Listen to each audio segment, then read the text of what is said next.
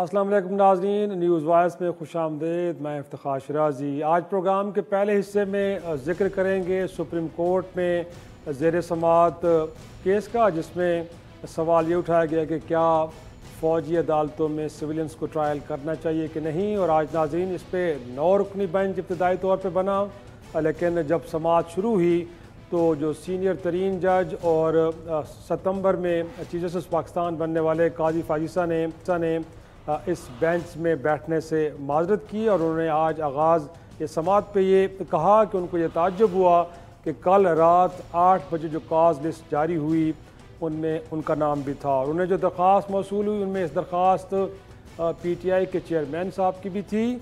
और हैरान कुन बात है कि काज लिस्ट के अंदर जो दरख्वास्त सबसे आखिर थी, आज सुबह सबसे पहले उसको समाअत के लिए मुकर्रर कर दिया गया। लेकिन साथ उन्होंने ये कहा कि वो इस बेंच को बेंच नहीं समझते और जब तक supreme court practice and procedure bill से मुतालिक जो केस है वो किसी मंतकी अंजाम तक नहीं पहुंचता, वो इस बेंच में न बैठेंगे और ना किसी और बेंच में वो बैठेंगे।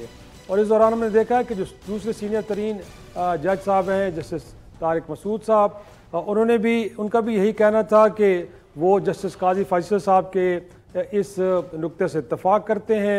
उन्होंने ये कहा कि इस वक्त हम 9 जज इस केस को सुन रहे हैं और अगर कल को इस मामले पे कोई अपील आती है तो फिर फैसला कौन करेगा। बेहतर ये होगा कि इससे पहले जो प्रैक्टिस एंड प्रोसीजर एक्ट से मुतल्लिक केस है उसको ठिकाने लगाया जाए, उसके बाद ही इस केस को आगे बढ़ाया जाए। इस दौरान अगरचे सदा की गई है जो एतजाज़ हसन साहब के वकील हैं सरदार लतीफ़ खोसर साहब की जानिब से कि ये केस आप ज़रूर सुने क्योंकि 25 करोड़ आवाम का मसला है। तो इस मौके पर जस्टिस सरदार तारिक मसूद ने कहा कि 25 करोड़ आवाम का ख्याल पहले क्यों नहीं आया। गोया कि जब तक अब इस केस का फ़ैसला नहीं हो जाता प्रैक्टिस एंड प्रोसीजर बिल का एक्ट से मुतल्लिक केस का, तब तक उन्होंने कहा कि वो इस बेंच में नहीं बैठ सकते। और नाज़रीन, आपको मालूम है कि सदर पाकिस्तान ने बाकायदा तौर पे एक नोटिफिकेशन जारी कर दिया जिसके नतीजे में जस्टिस काजी फाजिसा साहब को अगला जो next chief justice of Pakistan मुकर्रर कर दिया गया है और वो 17 सितंबर से अपने ओहदे का एक तरह से चार्ज लेंगे।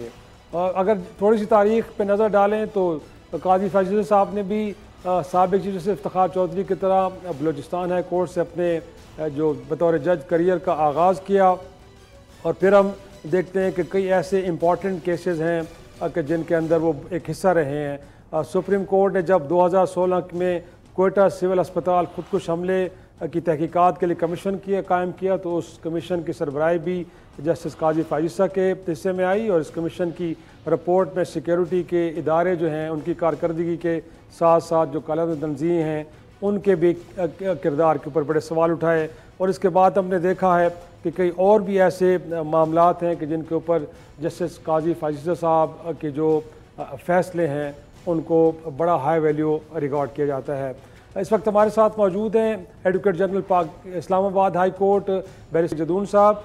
आज जो अदालत के अंदर कार्रवाई हुई उसको लेकर उनसे गुफ्तगू करेंगे। बहुत शुक्रिया जदून साहब वक्त देने के लिए। सर, ये जो 2 जज साहबान ने अपने आप को इस बेंच से अलग किया है, आपका क्या ख्याल है कि जो नुक्ता उठाया गया वो बड़ा एक लॉजिकल है और कानूनी और आइनी नुक्ता है और जब तक उस केस का फैसला नहीं होता तब तक इन जज साहबान को वाकई अलग हो जाना चाहिए था?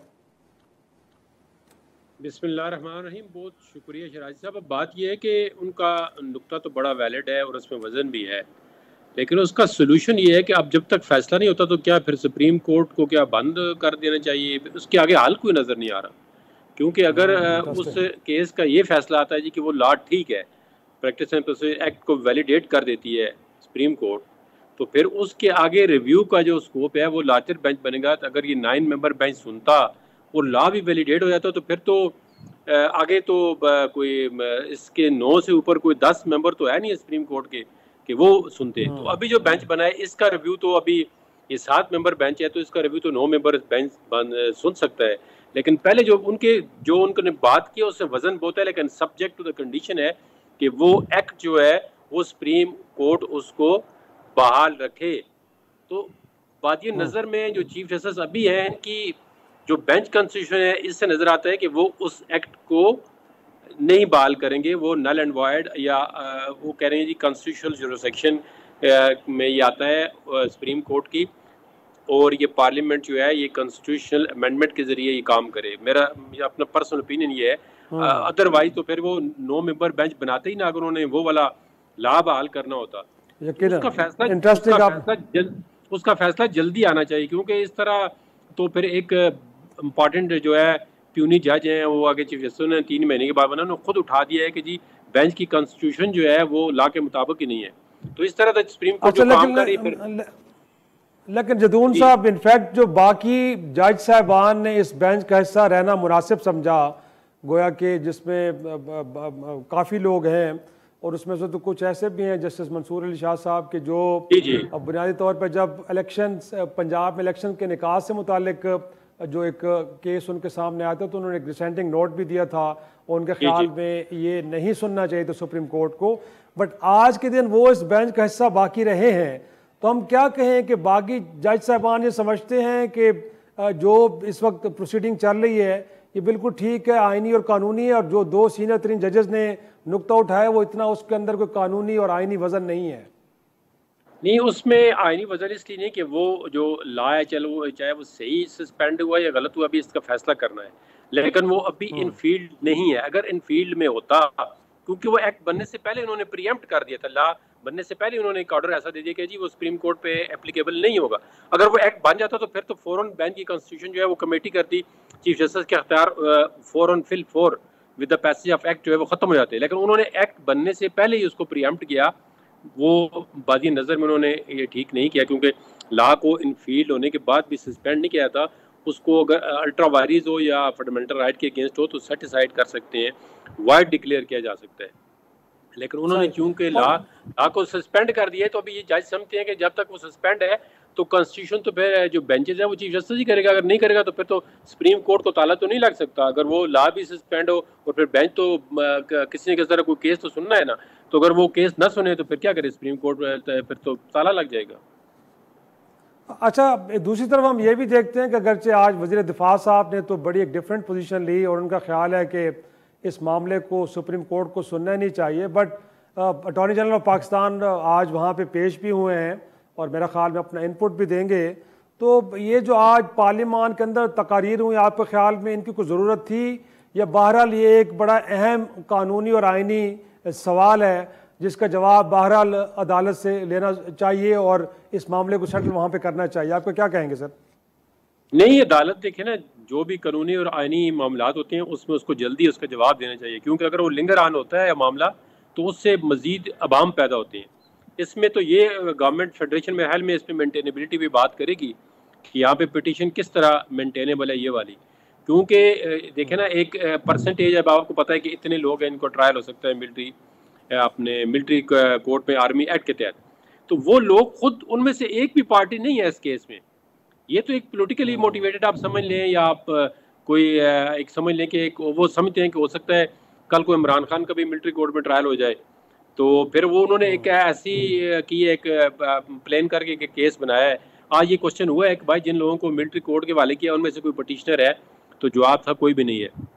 मेरी अपनी ओपिनियन में, लेकिन आपके ख्याल में अगर कोई पिटिशनर ऐसा हो कि जो मुतासरा फरीक हो तो फिर ये मेंटेनेबल हो सकती है दरख्वास्त, आपके ख्याल में? नहीं, वो देखें उसमें तो यही इशू है ना, जब एक एंटी टेररिज्म कोर्ट के जज ने उनको कमांडिंग ऑफिसर के हवाले किया है, तो वो उस एंटी टेररिज्म कोर्ट का जज है वो सिविल जुरिस्डिक्शन में है, वो सेशन जज की पावर एक्सरसाइज कर रहा है, तो उसके आर्डर को आप चैलेंज कर सकते हैं हाई कोर्ट के अंदर रिवीजन में जी कि मैं तो सब्जेक्ट टू आर्मी एक्ट हो ही नहीं हूँ, मेरा एक्ट ही नहीं है इसमें ऐसा जो आर्मी का मैंने किसी इंस्टॉलेशन पे ऐसा हमला किया है, जो वो उसकी किसी फौजी तनसीबात को मैंने तबाह किया है, और मेरा जो इरादा था वो थ्रेट ऑफ वार था, एक एनिमी जिस तरह करता है, या कोई सिडिशन या ऐसा, वो आदमी पर्सनली उसको चैलेंज कर सकता है।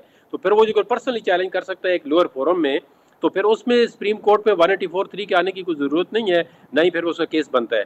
अब जिन लोगों को पाकिस्तान के अंदर चाहे वो 100 हैं, 50 हैं, 20 हैं, 200 हैं, अगर अभी तक किसी भी कोर्ट ने, क्योंकि वो सिविल कोर्ट CRPC के एक सेक्शन है 545 उसके तहत ही उनको हवाले करते हैं, तो उस सेक्शन को भी तो चैलेंज कर सकता है कि ये सेक्शन हम पे अप्लाई नहीं होती, वो उसके लिए लोअर फोरम है, हाई कोर्ट में चैलेंज हो सकता है वो।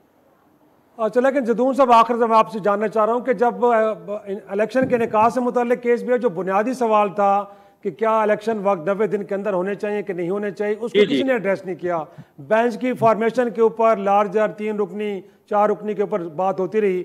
अब भी जो बुनियादी सवाल ये है कि क्या मिलिट्री कोर्ट्स के अंदर सिविलियंस को ट्रायल करना चाहिए कि नहीं करना चाहिए, तो आज आपके ख्याल में जो 2 सीनियर तरीन जज अलग हो भी रहे थे, तो कम से कम इस सवाल जो बुनियादी सवाल है उसके ऊपर भी अपनी को राय का इजहार करते तो बेहतर ना होता? नहीं, वो देखे ना, वो नहीं बैठना चाहते। वो कहते हैं ये बेंच कॉन्स्टिट्यूशन ठीक नहीं है। उसकी वजह ये है कि उनका अपना एक ग्रीवियंस है कि पहले जितने भी बेंच बने हैं, बड़े इंपॉर्टेंट कॉन्स्टिट्यूशन मैटर हैं, उन दोनों सीनियर जज को इग्नोर किया गया है, उनको बेंच में नहीं डाला गया। तो अब वो कहते हैं जी एक ऐसा क्रिटिकल या कॉन्स्टिट्यूशनल इशू आया है जो आर्मी से रिलेटेड है या फौज से रिलेटेड है, तो हमें जानबूझ के इस बेंच में इसलिए डाला गया है कि हम इसके अगेंस्ट फैसला देंगे। मतलब उनकी अपनी ओपिनियन हो सकती है। मेरे अंदाजे में उन्होंने मुनासिब समझा है कि अब पहले बेंचों में हमें नहीं आपने बैठाया, तो इस बेंच में हमने बैठाया है, और हम ये कहते हैं कि बेंच की कॉन्स्टिट्यूशन ठीक नहीं है, हम इसमें नहीं बैठना चाहते। तो बहुत बहुत शुक्रिया बैरिस्टर जहांगीर जदून साहब, एडवोकेट जनरल इस्लामाबाद। आज उनकी आप राय सुन रहे थे, लेकिन आपको ये भी बता दें कि जब 2016 में उस वक्त के chief justice of Pakistan national मुल्क ने जो फौजी अदालतें थी उनको जायज़ करार दिया तो जस्टिस काजी फाजिल साहब उन 6 जजों में शामिल थे कि जिन्होंने उस वक्त फ़ौजी अदालतों के ख़िलाफ़ अपने राय का इज़हार किया था। अब देखना ये कि ये मामला जब आगे बढ़ेगा तो किस तरफ जाएगा। एक छोटी सी ब्रेक लेंगे और ब्रेक के बाद प्रोग्राम के सिलसिले को आगे बढ़ाएंगे।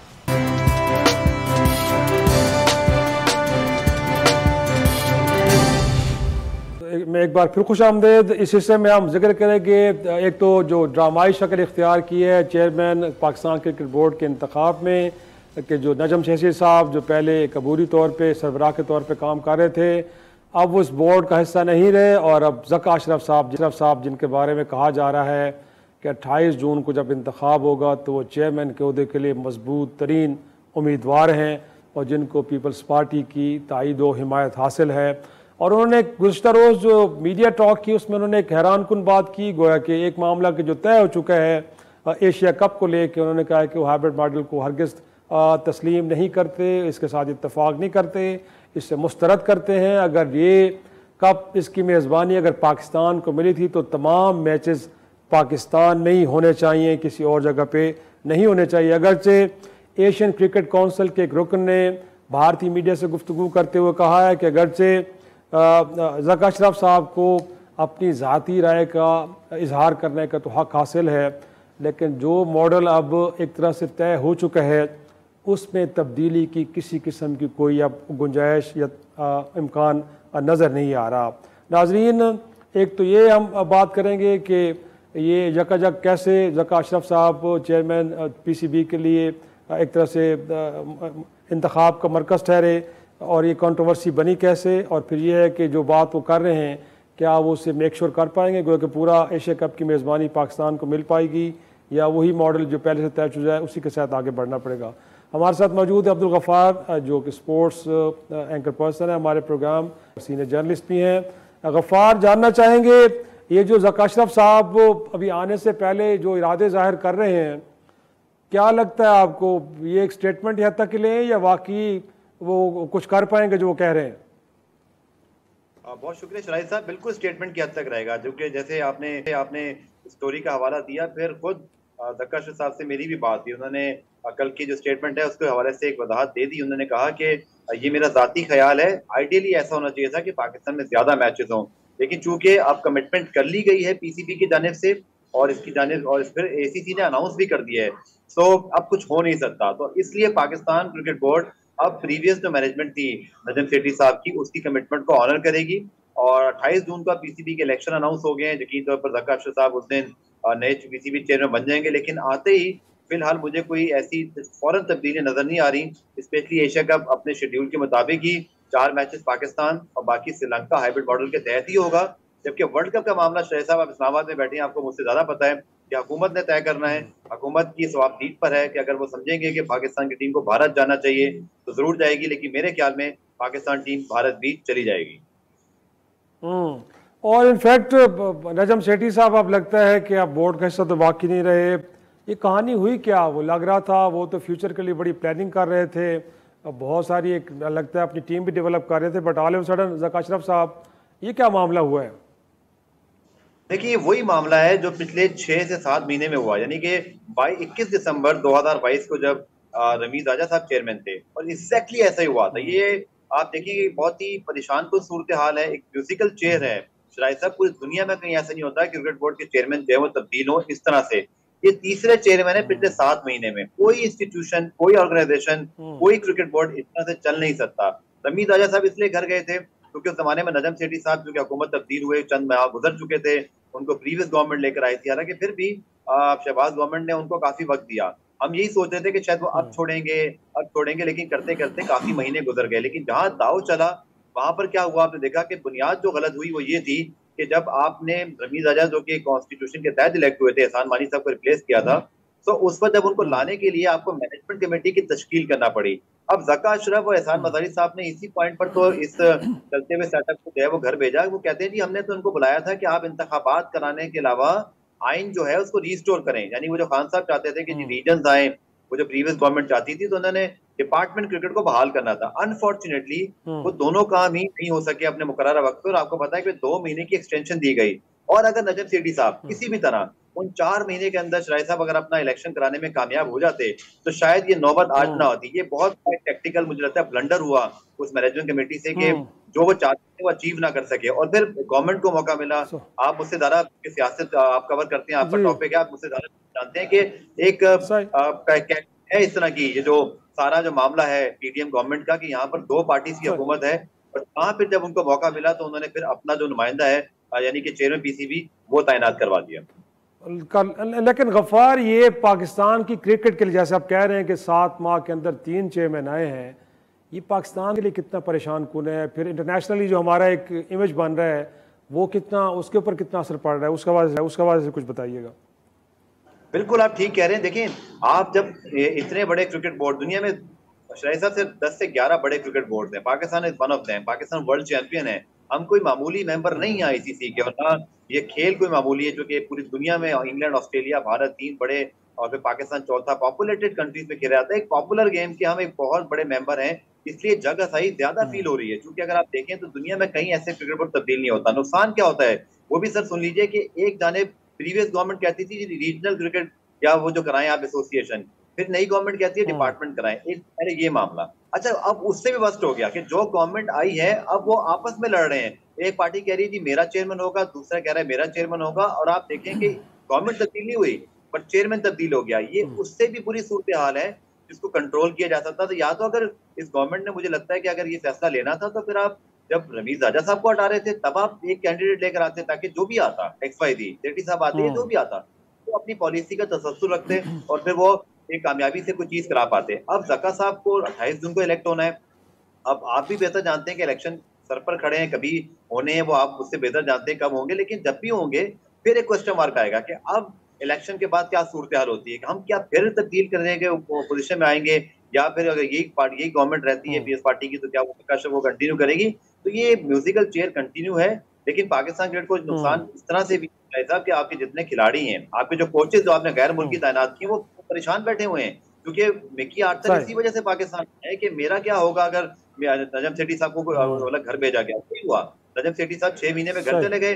मिकी आर्चर ने अपनी डर्बीशायर की काउंटी इसी पड़ी थी। वो अब भी ऑनलाइन कोचिंग पे पाकिस्तान को सेकंड प्रायोरिटी पे रख के काम कर रहे हैं, और उनका डिसीजन इवेंचुअली ठीक निकला। क्योंकि अगर तब्दीली होगी तो आइंदा कोई गैर मुल्की कोच आपके बुलाने पर भी, और कहते हैं ना मुंह मांगे पैसे देने पर भी शायद ना आए।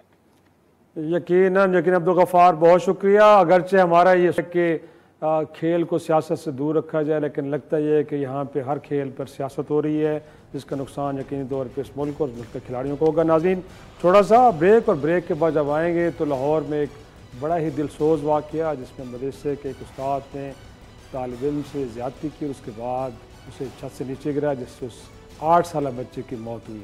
थोड़ी सी ब्रेक के बाद डिस्कस करते हैं।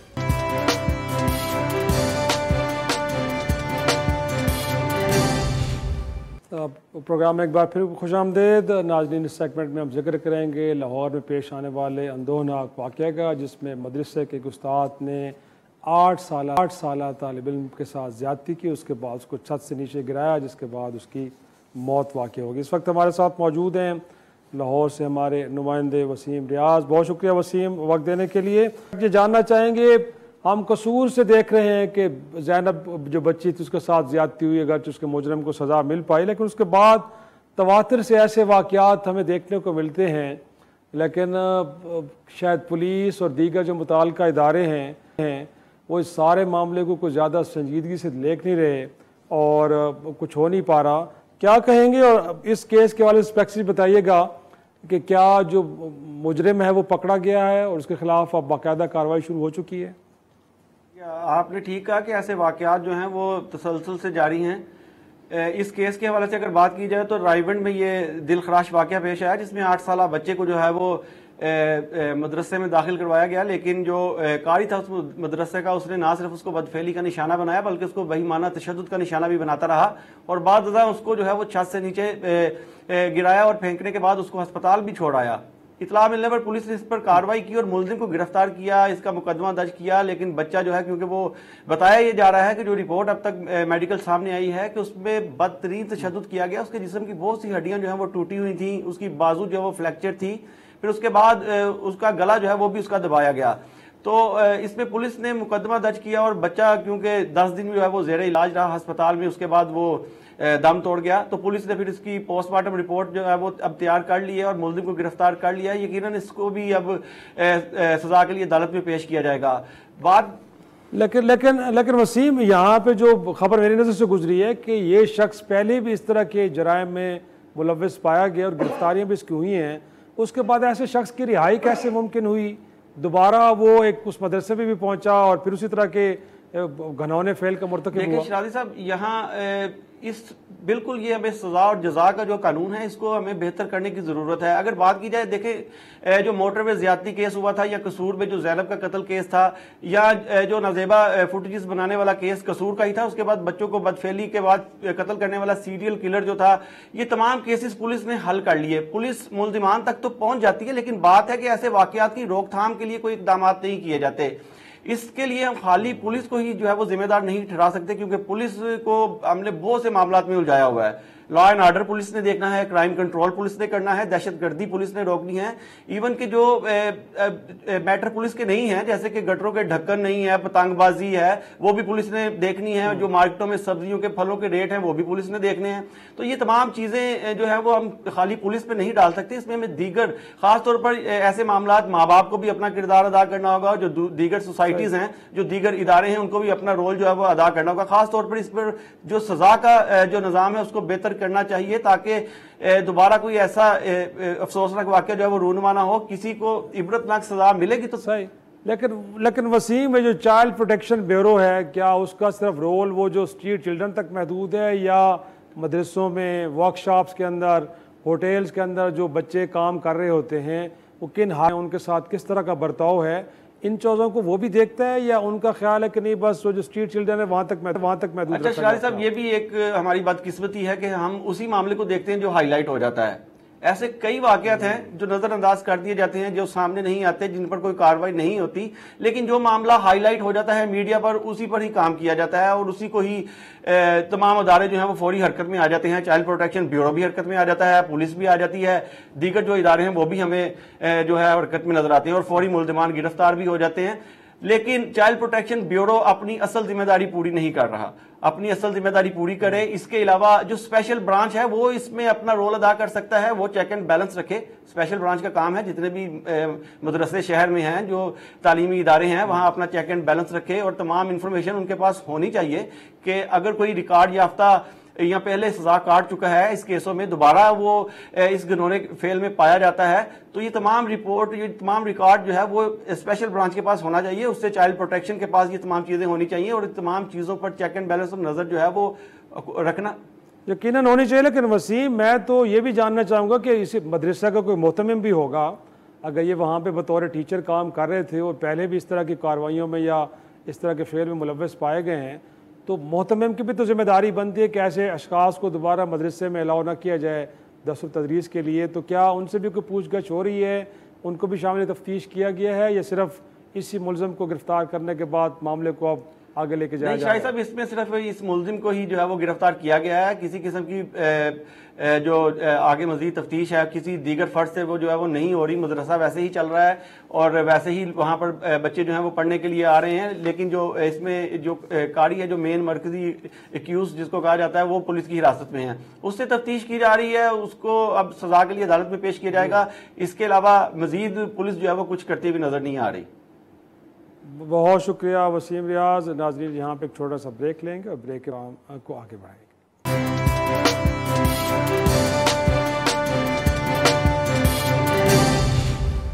वेलकम बैक नाज़रीन। प्रोग्राम के आखिर से में जिक्र करेंगे पार्लियामेंट हाउस में पेश आने वाले आज एक अफसोसनाक वाक़े का, जहाँ पे वफाकी वज़ीर ख़जाना ने सहाफ़ी की जानिब से सवाल पूछने पर न सिर्फ गुस्सा किया बल्कि उस सहाफ़ी को तशद्दुद का निशाना भी बनाया। हमारे साथ मौजूद हैं शाहिद कुरैशी, नुमाइंदा ABN न्यूज़। शाहिद कुरैशी, बहुत शुक्रिया वक्त देने के लिए। आज ये क्या मामला हुआ, क्या ऐसा सवाल आपने पूछ लिया वफाकी वज़ीर ख़जाना से कि वो सीख पा हो गए, फिर यहाँ तक कि आपको थप्पड़ भी मार दिया?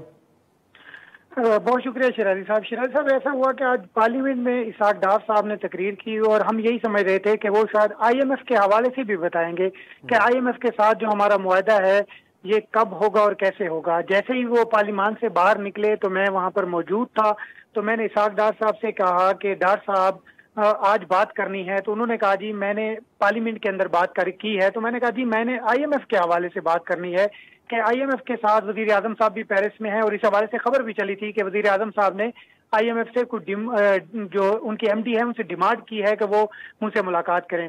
तो उन्होंने कहा जी ये आपकी लोगों की वजह से जो है मईशत जो है वो खराब है। मैंने कहा सर हम सिस्टम में तो नहीं है, सिस्टम में तो आप हैं, तो हम तो सिर्फ सवाल करते हैं। तो उसके बाद उन्होंने थप्पड़ मारा, मोबाइल छीनने की कोशिश की।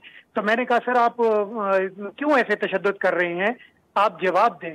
उसके बाद इसाक डार साहब जैसे गाड़ी में जाने लगे तो उन्होंने जी अपने जो सिक्योरिटी एहलकार हैं उनसे कहा कि आप इसको पकड़ें और इसको सबक सिखाएं कि आइंदा कोई ऐसा सवाल ना करे। तो इसके बाद में बताइए कि फिर आपने भागकर जान बचाई और पार्लिमानी आप लगता है रिपोर्टिंग के लिए जो एरिया बना है वहां पे जाके छुपे हैं। लेकिन मैं ये जानना चाहूंगा कि उसके बाद को स्पीकर ऑफिस ने, कोई असेंबली सेक्रेटेरिएट ने सारे मामले का नोटिस लिया है कि बहरहाल आपके साथ वहाँ पे बड़ी ज़्यादती तशद्दुद हुआ है, तो कोई वहाँ से कोई कॉल, कोई राब्ता हुआ है आपसे? नहीं, अभी तक तो किसी की जानिब से कोई राब्ता नहीं हुआ। PRA की जानिब से कोई मजम्मत जो है वो हुई है, लेकिन असेंबली सेक्रेटरीट की जानिब से अभी तक कोई वाक़े की मजम्मत नहीं हुई। स्पीकर कौमी असम्बली के भी के गोश गुहार जो है ये मामला जो है वो किया गया है, और वो जो सिक्योरिटी एहलकारों ने कौमी असम्बली के अंदर जो मेरा पीछा किया है उस पर भी मैंने उनको कहा है इस पर भी नोटिस लेना चाहिए कि कौमी असम्बली है, इसके अंदर अगर आप एक सहाफ़ी का पीछा करते हैं उसको पकड़ने के लिए या उस पर मजीद तशद्दुद करने के लिए, तो ये काबिल मजम्मत वाक़या। इससे कबल 3 रोज कबल भी जब मैंने इसाक डार से IMF के बारे में सवाल किया तो उनके सिक्योरिटी एहलकारों ने मुझे धक्के दिए, वो भी आपने शायद वीडियो देखी होगी, और मुझे 2 मरतबा जो है वो थप्पड़ मारने की भी कोशिश की और तशद्दुद करने की कोशिश की। और इसाक डार से मैंने कहा कि डार साहब आपको इस चीज का नोटिस लेना चाहिए, किसी भी गवर्नमेंट में ऐसा नहीं होता कि आप किसी सहाफ़ी को एक सवाल करने पर तशद्दुद का निशाना बनाए। लेकिन इसाक डार साहब ने सुन्नी को अनसुनी कर दिया और गाड़ी में बैठकर चलते बने। बजाय नोटिस लेने के दोबारा से वही सीन हो गया। ये तो बड़ी हैरानकुन बात है। लेकिन PRA की जानिब से कोई असेंबली कार्रवाई के बायकॉट का ऐलान, कुछ इस तरह का प्रोटेस्ट किया जा रहा है कि नहीं? देखिए PRA के जो ओहदेदारान हैं उनकी जानिब से राब्ता किया गया है मेरे साथ, और दीगर जो कुछ जर्नलिस्ट तंजीमें हैं उनकी जानिब से भी राब्ता किया गया है, और मुझे कहा गया कि आप फर्दर कार्रवाई करेंगे। मैंने कहा ये तो सहाफ़ती तंजीमों का मामला है और मेरे इदारे का, मेरे ब्यूरो चीफ साहब का, उनका ये फैसला होगा कि हमने अगला जो लाए अमल है वो क्या अख्तियार करना है, कानूनी कार्रवाई करते हैं या नहीं करते। बहुत शुक्रिया शाहिद कुरैशी। इसमें कोई शक नहीं नाजरीन के सवाल करना सहावी का, उसके बाद जवाब देना या ना देना ये आपका हक है, लेकिन अगर जवाब नहीं भी देना चाहते तो उसमें तशद्दुद का एलिमेंट हरगिज़ नहीं आना चाहिए। वो भी एक ऐसे सीनियर वज़ीर की जानिब से कि जो बहरहाल वफाकी वज़ीर ख़जाना के ओहदे पे फायज़ हैं। नाज़रीन, आज का शो यहीं ख़त्म करते हैं। कल तक के लिए इजाज़त दीजिए। खुदा हाफ़िज़।